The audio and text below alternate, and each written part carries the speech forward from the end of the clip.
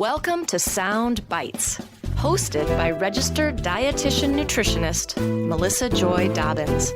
Let's delve into the science, the psychology, and the strategies behind good food and nutrition.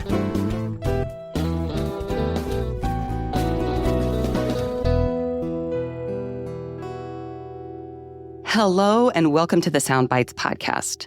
Today's episode is about the safety and efficacy of intermittent fasting in humans. What does the research show? My guest today is Dr. Krista Varady. She's a professor of nutrition at the University of Illinois, Chicago. Her research focuses on the efficacy of intermittent fasting for weight management and metabolic disease risk reduction in adults with obesity. She has been studying fasting for almost 20 years and is one of the top researchers in this field. Her work is funded by the NIH, the American Heart Association, and the University of Illinois. She has published over 100 publications on this topic and is also the author of a book for the general public titled The Every Other Day Diet. Welcome to the show, Dr. Varady. Well, thanks so much for having me. We have a lot to dig into, I have a lot of questions for you, but I want our listeners to know that this episode is not sponsored. And I would love to hear a little bit more about your background. I would love for our listeners to learn more about your education, the work you do. I'm curious how you got interested in this topic. Oh, sure. So all of my education has been in human nutrition research. I did my bachelor's degree at University of Guelph in Canada in dietetics. I didn't get my full RD, though. I didn't end up doing the internship. Instead, I kind of transitioned into a PhD at McGill University in Montreal. And that's where I first got involved in clinical trials of nutrition. And then I ended up doing a postdoc at UC Berkeley to look more at like calorie restriction and intermittent fasting diets. Great. And what got you interested in the field of nutrition to begin with? I was an athlete in high school, and I definitely noticed that when I ate better, like right before working out, I would do a lot better, I just performance-wise. So I thought there was a really cool link there. So that's what kind of got me started into it. Interesting. Let's start with some definitions. There's intermittent fasting itself, and then there's some other terms that I would love for you to explain because we'll be using those moving forward. Sure. So intermittent fasting is an umbrella term for basically two major types of diets. The first one is called alternate day fasting, and that's when people can basically have like a feast day alternated with a fast day. On the fast day, you can either do like no calories at all, so just water all day, or most people end up having like a small meal on the fast day of about 500 or 600 calories, usually as like a lunch or a dinner. And then that fast day is alternated with a feast day where people can eat whatever they want. So the diet kind of flip-flops like that, like feast day, fast day, feast day, fast day, indefinitely. That one's not so popular anymore. I started studying intermittent fasting looking exclusively at alternate day fasting, but time-restricted eating is the other major form, and that is definitely way more popular. That one involves eating within kind of a certain window of time each day. So usually about 4 hours as the shortest eating window, all the way up to about 10 hours per day. And you can place that window wherever you want in the day. But yeah, that's kind of like the easier way to do intermittent fasting. And that also involves like fasting a little bit every day. Mm-hmm. Because during the fasting period, you basically consume just water or energy-free drinks. And then the coolest part about that diet is that during the eating window, so say if you pick an 8-hour eating window, you don't have to count calories at all or count carbs or anything like that. So it's just a really simple diet where you eat within a certain window of time that you pick and then fast with water for the rest of the day. Okay, great. And we're going to dig into the research on this. How much research, animals versus humans, and then the different types of intermittent fasting or time-restricted eating. We have a really good review article to share with the listeners as well. You know, whether you're a health professional or just the lay public, I think it's a really great overview. Krista, you were the lead author on that. So I found that very helpful in preparing for this interview. But why do you think, you kind of teased it already. It's, okay, we don't have to count stuff. That's huge. But why do you think that intermittent fasting or time-restricted eating is rising in popularity? I think people just got really burnt out of all the previous kind of main or like fad diets. So, in the 80s, we were really obsessed with like low fat diets. And then in the 90s, 2000, it all became about like Atkins and carb counting.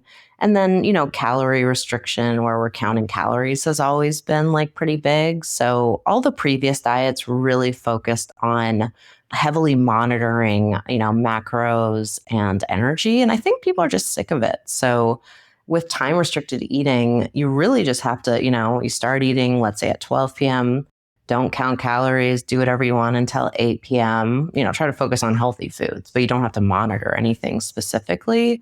And then after 8 p.m., you just fast with water until noon the next day. So it's just simple. I think the simplicity and just how different it is from previous diets is what has made it really popular. So talk to me about how much research has been done in this area. In the intro, I explained that you're one of the top researchers in this field. So talk to me about how much research has been done, animals versus humans, and just the breadth of knowledge that we have so far.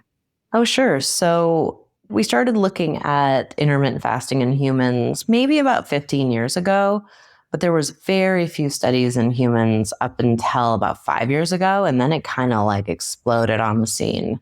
Now there's probably like a new study published for time restricted eating specifically. There's probably like one every week, honestly. So there's been, a tremendous amount of scientific interest in it. And I think that follows what the general public's doing. Like we're noticing that people are incorporating this into their lifestyle and they seem to like it. So I think, kind of the science is following that. Mm-hmm. And before that, there were a lot of animal studies, but I hesitate to comment on the animal studies because I find that a lot of what we see in animals is just not being reproduced in humans. Mm-hmm. Fasting a mouse for a day is like fasting a human for a week. So you get like really amazing findings in animals, and then none of that's really being reproduced in humans because people kind of, they do the diet, but they don't adhere to it perfectly. And then also, the fasting period is just not that long in humans. So we're not getting like these like crazy effects that you'd see in mouse models. Okay, interesting. And I know we might continue to touch on that as we go through this conversation. So what does the current research show overall? I'd love to hear about safety, efficacy, benefits. This review article has a nice kind of summary of the different studies, length of studies, population studies. I know I'm kind of throwing a lot at you, but tell us about where the research is at right now. Sure. So kind of starting with like population studies, we definitely find that people are doing time restricted eating a lot more than alternate day fasting. They just find it easier to do. And people can stick to time restricted eating pretty well. So most of the research shows that people will stick to that kind of 8-hour window on generally like 6 out of 7 days per week. If they don't stick to it, it's usually like a weekend day, like a Saturday, just because that's when a lot of like social eating events occur. Life happens. Yeah, exactly. So, and we know that people aren't perfect, so that's fine. It's that whole thing with what dietitians say, like everything in moderation. I really believe in that, or hopefully they're still saying that. I don't know. Yes. I haven't. Well, okay, that's good. Well, some do, yes. Meet people where they are, right? Yeah, exactly. And then just to step back a bit, like I started studying this because I really want to look at diets that people can actually do. Like I don't think intermittent fasting is better than anything else. I think it's just like another tool in our toolbox to use for people that are sick of calorie counting or sick of doing like other things. So, and it definitely seems to work. Mm-hmm. Specifically, the main effect we're noticing is weight loss. So people will lose anywhere from about 3 to 5% of their body weight. And a lot of that weight loss will peak around 3 to 6 months.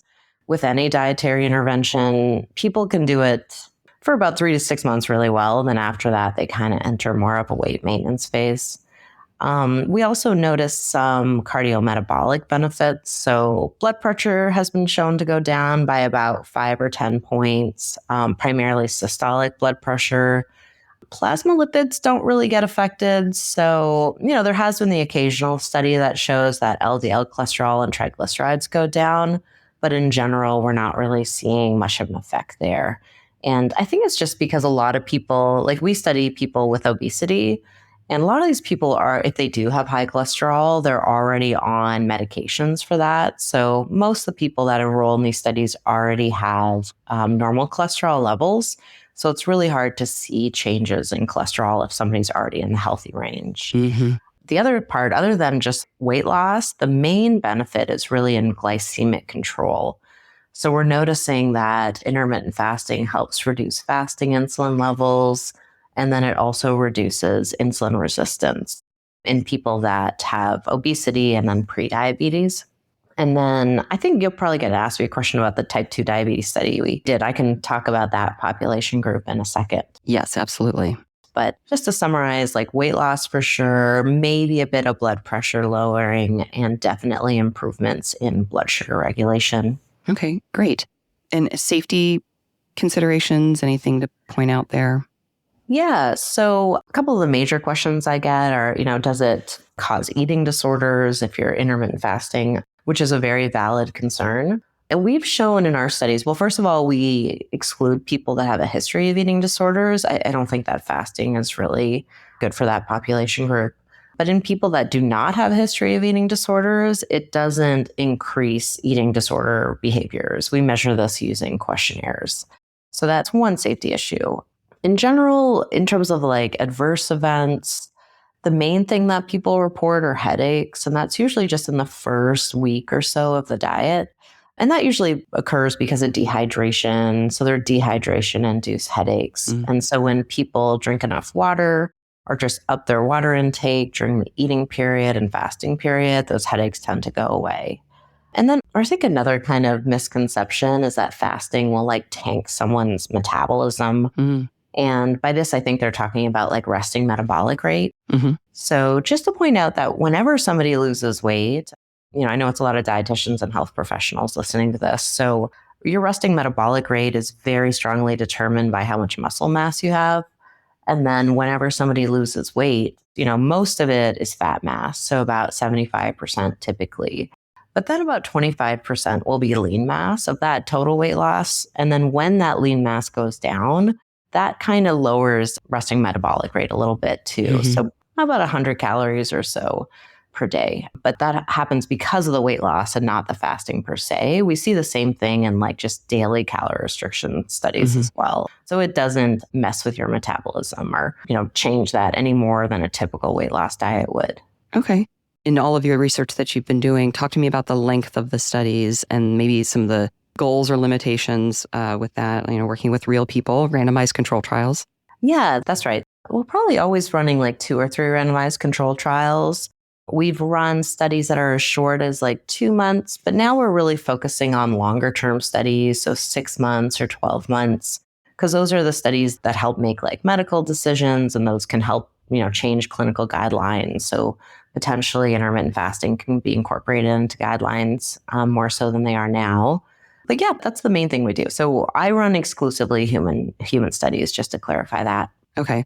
Again, we can talk more about that as it's warranted, but the differences you noted between animals and humans, and I know that's the case across all nutrition research, but it seems like in particular with this topic that those results in animal trials aren't really applicable in humans for a lot of reasons. Yeah. So we didn't know this about 10 years ago. And a lot of like the news would pick up on these animal studies and say, wow, diabetes has been reversed. And, these animals are losing like 30% of their body weight. And it was just like these incredible findings. But I think the general public will now see a lot of the human evidence that's now coming out and be frustrated, thinking, well, I thought I was going to lose like a ton of weight, or I thought my diabetes was going to be reversed.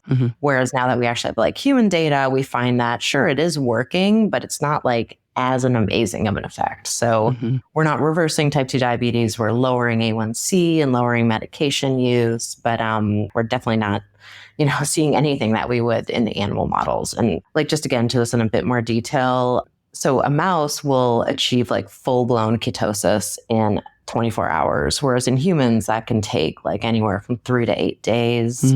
Their resting metabolic rate is extremely high, like per kilogram of body weight. Like if you don't feed a mouse in 4 days, it will die. Whereas, with humans, depending on how much like fat stores we have, we could last for months. And then, they're nocturnal. They're just not good specimens for this. Like, sure, if you want to run maybe some like complicated mechanistic studies, fine. But I'm just sick of seeing these like mouse studies come out and people wondering why they're not translating it to humans. And honestly, I just don't think they're good models for any kind of efficacy or safety studies. Okay, thank you. let's talk about diet quality and protein intake. Maybe the protein first. We're talking about the loss of lean body mass anytime you restrict calories and lose weight. That is no different with intermittent fasting or time-restricted eating versus other types of diets. But has your research looked at if there's adequate protein intake during that feasting window? Does that mitigate some of this lean body mass? Do you have any data or results that you can share regarding that? Oh, yeah, for sure. So we haven't run those studies, but there's a researcher named Grant Tinsley who looks at how protein intake combined with resistance training can help people basically not lose any lean mass during time-restricted eating. And he's shown that. I do have to say that a lot of those studies have been done in athletes. I'm not sure actually to date if there's any studies in people with overweight or obesity, but in general, just looking at other data from calorie restriction trials, in order to alleviate any of that muscle mass loss, if you do up your protein intake, usually to like 25% to 30% of your needs, and then also combine that with pretty rigorous, regular resistance training, I think like 3 to 5 days per week, you probably won't lose any muscle mass. Okay. And I think you asked about like protein quality. We haven't measured that, but we do look at dietary intake throughout all of our trials. So we have people do like 7-day food records regularly throughout the study. And interestingly, we find that diet quality doesn't change. We do give people kind of like a little bit of dietary counseling. So we meet with them weekly over Zoom and try to teach them some basics like, watch your portion sizes, try not to drink your calories, just all the very basic kind of weight loss dietary counseling tips, eat more fruits and vegetables, whole grains, try to de-emphasize processed foods, that type of thing. But yeah, interestingly, it doesn't change at all. People eat a little bit less, but they don't change like sugar intake, fiber, fruit and vegetable intake, any of that, unfortunately. Yeah, it'd be interesting to see if they make some bigger shifts there.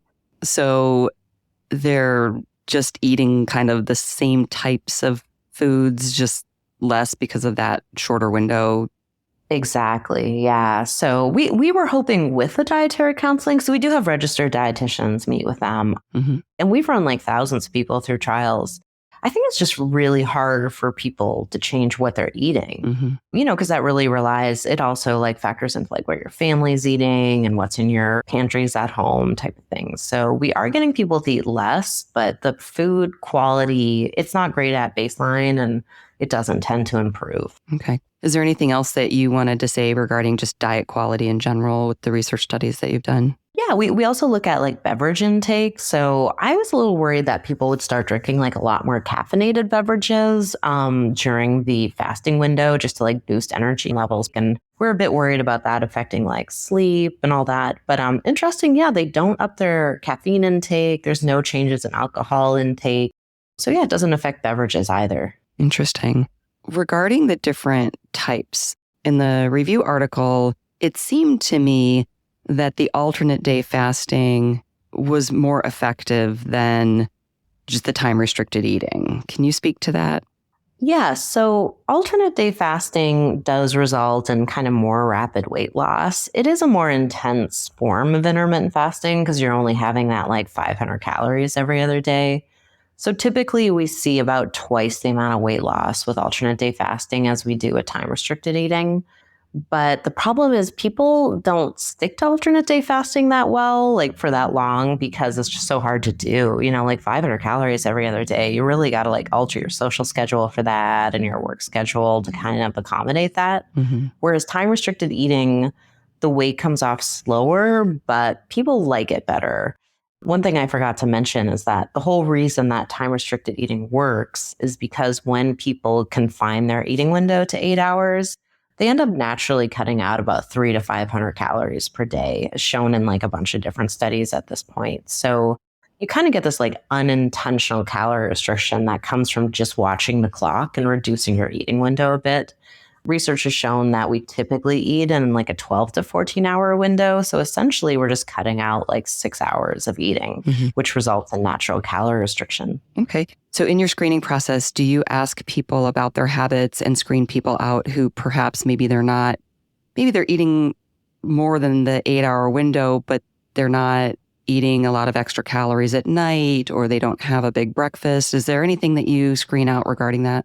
Yeah, so we screen out people who eat within less than a 10-hour window because we don't want people that are like already doing the time-restricted eating diet. Other than that, we do exclude shift workers, just people like nurses or somebody who's working like a night shift, just because it'd be really hard for them to eat between like 12 and 8 because they're probably sleeping at some point during that time. Right. Those are kind of the major things. Okay. So let's talk about that diabetes study your team just finished. I think it's the first randomized control trial for type 2 diabetes and intermittent fasting. It is, yeah. It's the first one. It was just published in JAMA Open last week, actually. And it looks at intermittent fasting, so time-restricted eating versus calorie restriction. And it's a control trial, so we have a control group. It ran for 6 months. And the main thing we wanted to see was, is time-restricted eating safe in people with type 2 diabetes? Does it help to lower A1C and body weight? And we found, it did. People lost about...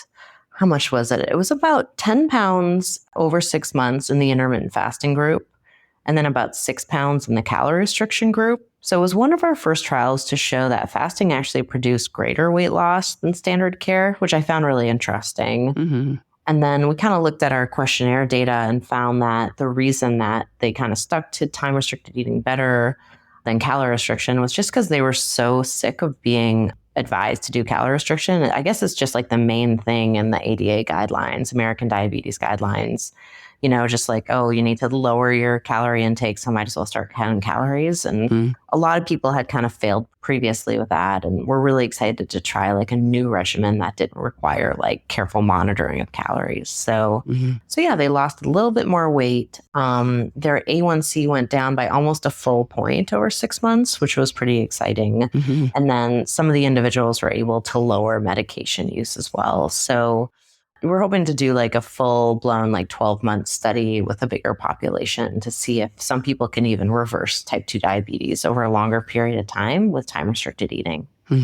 Okay, and I was going to ask you about this, and I know it's in the review article, but this seems like a good place to address it, especially when you're working with somebody who has type 2 diabetes and they're on certain medications. What sort of advice do you give them, obviously, as they're cutting back on their intake?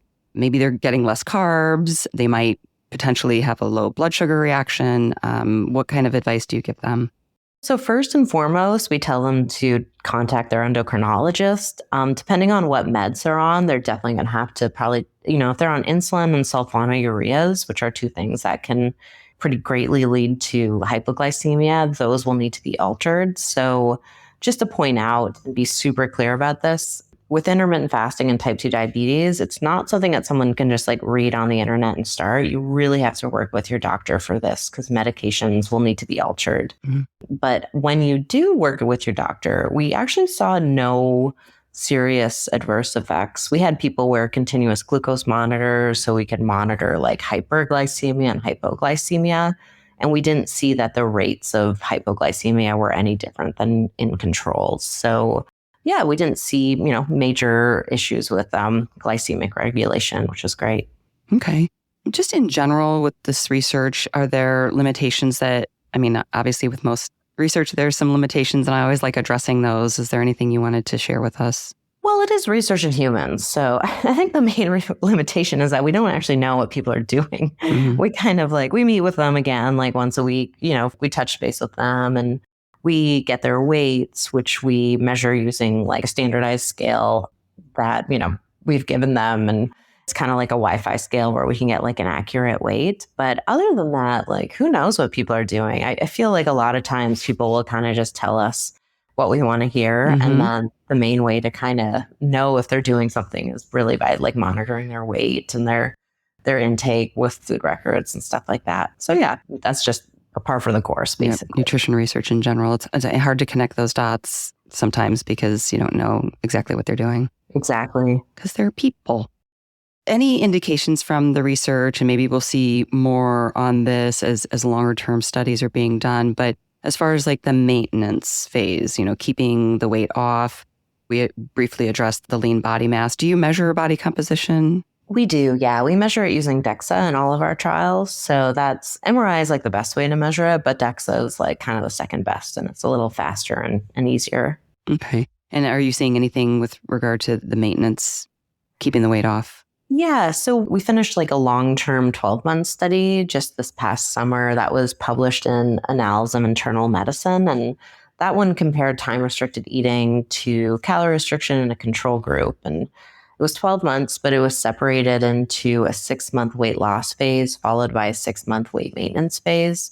And what we wanted to see was, well, could people do that 8-hour diet for the first 6 months and lose weight? And then can they transition into a 10-hour eating window to maintain the weight? Mm-hmm. And we found that they could. So you can use time-restricted eating to maintain that weight loss. You basically just make your window like 2 hours bigger. But I do have to say, very importantly, and I'm sure other guests have said this, like after someone loses weight, they have to continue some type of diet or some type of lifestyle modification. You can't just go back to the way you're eating before, because obviously you'll just kind of gain back all the weight. So yeah, that's super important. Well, that seems pretty reasonable to just extend that window a couple more hours. That seems pretty doable. I mean, not minimizing the efforts involved in weight loss, that's for sure, weight loss maintenance. So back to the alternate day fasting versus the time-restricted eating, have you seen or do you expect to see, with the time-restricted eating being easier to stick with, easier saying in a relative term, maybe it doesn't have as significant results as the alternate day fasting right away, but then if they can stick with it longer, have you seen or do you expect to see similar long-term results? With alternate day fasting, honestly, people aren't really researching that anymore because nobody seems to want to do it. Or very few people do it. But I think there are more studies coming out with like the long-term effects of time-restricted eating and then whether or not it can work for weight maintenance as well. So yeah, I'm hoping, that there's going to be more long-term data. That's the main thing we need right now. Right. I'm just thinking out loud, like if the data now and the long-term data shows, the alternate day fasting really is more effective, then that's information that people would have and say, okay, well, maybe I want to put my efforts more towards that versus the time-restricted eating, even though that's easier to live with. Yeah, I think the main driver of everything is adherence. So I think we just need to test things that people are actually going to do. There you go. And I don't think people are going to do alternate day fasting for more than like 3 to 6 months. When we ran studies in alternate day fasting, we had like 40, 50% dropout rates. Wow. People were like, I'm done. Or with time-restricted eating, on the other hand, we've got like 5% dropout rates, 10% dropout rates, Wow. and 80 to 90% of people say they're going to stick to it after the study's over just because they find it easy to incorporate into their lifestyles, which is like the most important thing. Exactly. Very cool. In one of your studies, you found that postmenopausal women were able to stick to the diet better than premenopausal women. Hopefully, I'm not saying that wrong. Could you speak to that? Yeah, that's totally correct. So we've noticed in most of our trials of both alternate day fasting and time-restricted eating that postmenopausal women tend to lose a bit more weight than premenopausal women, which is kind of shocking because, it's always said that postmenopausal women have a harder time losing weight. Yep. But we find that it's all because they stick to the diets better. And we looked into this a little bit and found that it wasn't like related to hormones or anything like that. It was just totally related to adherence. And postmenopausal women, they might have like older children or children that are out of the house. So they have more time for themselves. Having young children takes up a lot of time and it's hard to focus or do anything for yourself when you have young kids to take care of. Yeah. And then also I think like the postmenopausal women kind of know what works for them. So maybe they're signing up for these intermittent fasting studies knowing that, that's something that they can do because they've had time to test out a bunch of different like diet protocols. Yeah. And I could just say, like from experience, the time-restricted eating window, if you're postmenopausal and you don't have children to worry about and feed dinner and have dinner at a certain time, you could flex your eating times a little easier for sure. Oh, definitely. Yeah, that's a really good point. And then you didn't think that there was anything hormonally related to the postmenopausal women being able to adhere to it, but did you monitor hormones or? Yeah. So we started measuring changes in like sex hormones, like estrogen and testosterone and everything in all of our studies now. Because I know that there was like a rat study that came out 5 years ago that showed that, intermittent fasting might have negative effects on reproductive hormones. But what they didn't show was that those rats were equivalent to like a 9-year-old girl. And then they said, the rats didn't hit puberty basically. And I'm like, well, obviously, if you fast like a 9-year-old girl, obviously that's going to mess up puberty. Right. So when we've measured reproductive hormone levels in just healthy women, postmenopausal and premenopausal, we don't really see any changes. The only time we do see changes, right now we're running a study with women with polycystic ovarian syndrome. And we find that it actually helps lower testosterone levels in those women. So PCOS is basically, I guess it's a disorder or disease. I'm not sure what the exact term for it would be, but it's when women make a little too much androgens and testosterone, which could lead to acne and problems with ovulation and their periods become irregular. And they can also develop like a bit of facial hair and just body hair. So you want to lower those testosterone levels back to the normal range. And we are finding that intermittent fasting, and it might just be entirely because of the weight loss, it can help basically get those hormones back to where they should be. And we'll probably publish that study in about a year or so. We're just finishing it up now. Okay, great. Somewhat related, there's quite a bit of research on breakfast and weight management. And I would just love for you to share your thoughts on that if you care to do that. Oh, sure. So yeah, I get a lot of questions about breakfast just because with time restricted eating, a lot of people pick like the 12 to 8 window because, so they can still like eat dinner with their families. So that's usually why they place it in the afternoon or evening. So essentially you're skipping breakfast while you're doing that diet.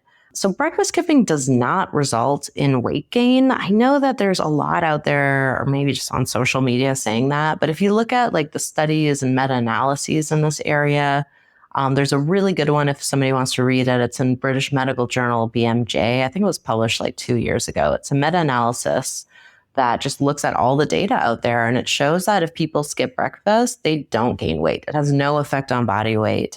And the only effect it has on energy intake is actually potentially decreasing it by about 200 calories per day, which makes sense because you're skipping a meal. And it doesn't lead to kind of being hungrier later in the day. I think a lot of the initial breakfast skipping studies were kind of funded by cereal companies, and they were really looking at the effect in children and looking at breakfast skipping on cognition and learning ability. And then somehow that all got transposed onto like body weight and breakfast skipping. But yeah, a lot of that data is not, if you look at it, the studies are poorly done. And then also like, can you really trust a cereal company to run a good study about breakfast skipping? I don't know. Well, that brings me to a question that I ask a lot of my guests who are involved in research, is the role of industry-funded research.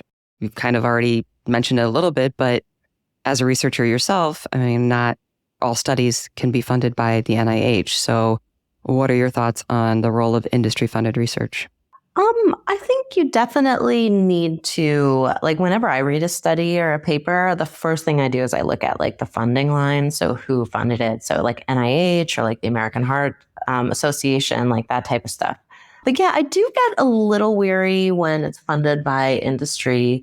And, not to say like we've done a couple different studies with Nestle and they've been very good. Like they've been totally hands off and they're like, run the study, and you have to really work with your IRB, like the ethics board, on how much, access they'll have to the data. So we basically just don't give them any access to anything. We run the study and then we just publish the paper. So, it depends. I wouldn't say you're going to definitely get super bad data or not truthful data if you're working with industry, but it's still something you got to think about, I think, because I do still find that when it is published by industry, it's more likely to show a positive effect. Whereas when it's funded by the NIH, I find that the findings are much more variable. So it's something to keep in mind, but industry funding doesn't automatically mean that it's like shady science.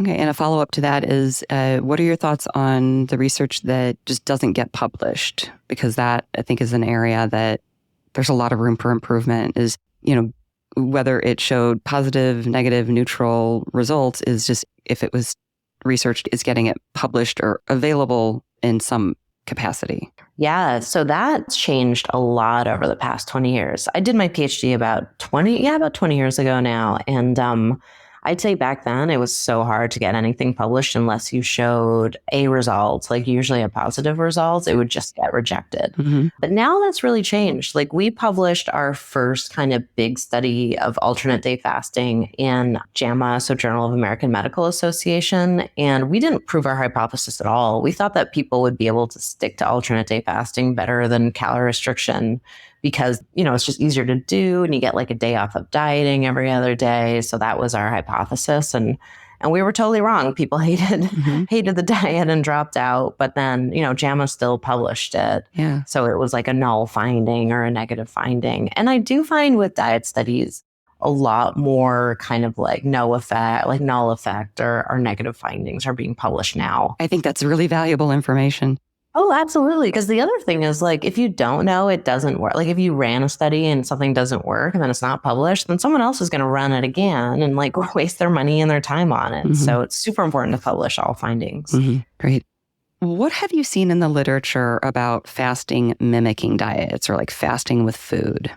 Yeah. So fasting mimicking diets are like they're considered periodic fasting, so not intermittent fasting. And they usually involve fasting for like the first 5 days of every month where you use, it's usually like a really specific product set. And I think it's also like very low protein. I think it's like 9% protein. And it's like soups and bars and that type of thing that you can buy from these fasting mimicking companies. I've seen, there's nice studies published about it, but mainly in animal models. The research in humans shows that it works, but there's really high dropout rates because people don't like the products themselves. Mm-hmm. And then also I think they have them eating about, it's like 700 to 1,000 calories on those first 5 days of the month. But it does seem to work for weight loss. I'm always surprised though, because they get these like really amazing weight loss effects, like similar to what we get with time restricted eating. But, they're only doing this fasting diet for the first 5 days. And I'm always surprised that they don't like just eat more in the next 25 days and like gain all the weight back, which would be like pretty easy. Mm-hmm. So yeah, I'd say we still need a lot more human data in that area to really look at those effects. But that is pretty industry funded. Mm-hmm. So another thing to keep in mind when looking at those studies. Okay, thank you. So tell us your opinion on the future research directions for intermittent fasting or time-restricted eating. What do you see when you look into your crystal ball, or what are you planning? What can you share with us? Oh, yeah, we're running like a bunch of studies now. So the one on PCOS, women in PCOS, I'm starting a study actually like as we speak in type 1 diabetes. Mm-hmm. I get a lot of questions if people with type 1 can do these diets. And before we thought that they probably shouldn't. But now I think even in the paper that you're about to share, it's like who probably shouldn't do it. I probably mentioned that type 1 should exercise caution. But we have some pilot data showing that if people basically, again, work with their endocrinologist, it is fine to basically like skip breakfast. Mm-hmm. You do have to know how to like change your insulin. And then you have to be wearing a continuous glucose monitor to measure like hypoglycemia and hyperglycemia. But yeah, that's kind of the major areas. We're also thinking of running a study looking at combining those GLP-1 agonists, like the weight loss drugs, mm-hmm. like Ozempic, et cetera. Interesting. I know. Yeah. A lot of people, because, those drugs work amazingly for weight loss. But then what we're noticing is people are saying like once they've reached a BMI of 25 or whatever it is, their doctors will take them off because they don't need it anymore. Mm-hmm. And then the drugs are so expensive if you just want to stay on them yourself. If you can get them. Yeah. So we want to see if people could potentially use time-restricted eating to maintain the weight loss afterwards. Interesting. Very cool. You briefly mentioned, maybe type 1 would not be a good candidate. Any other insights on who might benefit most or who else might not be a good candidate? Yeah. So for people that shouldn't do it, I'd say definitely like not for children. So people under the age of 12. There have been some studies in teenagers with severe obesity, so like over the 95th percentile for their BMI score, that do benefit from it. So it might be okay in teenagers. I think we still need more data there just because the risk of eating disorders in teenagers is very high. Mm-hmm.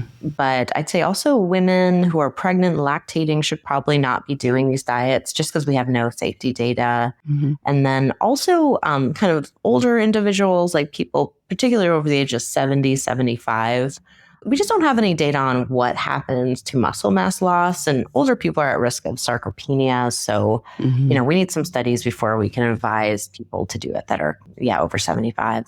Okay. So any advice for people in general or healthcare professionals to help their patients and clients to get started on intermittent fasting or time-restricted eating? Well, I'd say, it's a pretty simple diet to do if you don't have any kind of other diseases. So, first, if you have diabetes, definitely work with your endocrinologist. But I think behavioral change is a really important thing as well. So if people can get like behavioral change counseling, I think that's super important. But other than that, really all you do is you kind of pick the length of your window first. Most people pick 8 hours, and then you kind of place it at a place in the day where that works for you, that you can maintain. You don't want to like swing the window around a lot from day to day because your circadian rhythm, it's kind of tough on your circadian rhythm to adjust to major swings. So you don't want to go from like 8 a.m. to 4 p.m. one day and then 12 to 8 the next day. Okay. Keep it. You can wiggle it around, like I'd say, by like an hour or so each day. But other than that, there's no calorie counting involved. And, during your fasting period, you would just stick to water and like tea and coffee without additives. Okay, great. Thank you. And I'm glad you brought up the behavior change. You do address that in this review article, which is wonderful because even though it's a simpler, easier diet to follow, the behavior change is still a big component. Exactly. Oh, yeah. Behavior change, I think, is like the key element to all of it. So I think, super important thing to address. So let's share maybe some bottom line takeaways for our listeners as we're wrapping up and where people can find more information about this topic. I mentioned this review article. I will have that linked in my show notes at soundbitesrd.com. You mentioned the BMJ article. Hopefully I can get that from you and put that in the show notes as well. Oh, yeah, absolutely. And then I also have an Instagram where I post like research updates and just practical tips on how to do fasting. So it's at Dr. Krista Varady. Yes, at Dr. Krista Varady on Instagram. You have quite a following and some great content that you share there. So we will continue to follow you there. Is there like a hub or somewhere through University of Illinois, Chicago, where you have some more of your research information or anything else we should know? Most of the research information is just on PubMed. So if you want to look at what we're doing, that's where all of the papers are published and a lot of them are open access. But I'd say Instagram is probably the main place to see kind of what we're up to. Okay, great. Thank you so much for coming on the show, Dr. Varady. It has been very interesting and informative. Oh, great. Thank you so much for having me. It's been wonderful. My pleasure. And for everybody listening, if you liked this episode, please share it with a friend and come back and listen to other episodes. And as always, enjoy your food with health in mind. Till next time. For more information, visit soundbitesrd.com. This podcast does not provide medical advice. It is for informational purposes only. Please see a registered dietitian for individualized advice. Music by Dave Burke, produced by Jag and Detroit Podcasts. Copyright Soundbites Inc., all rights reserved.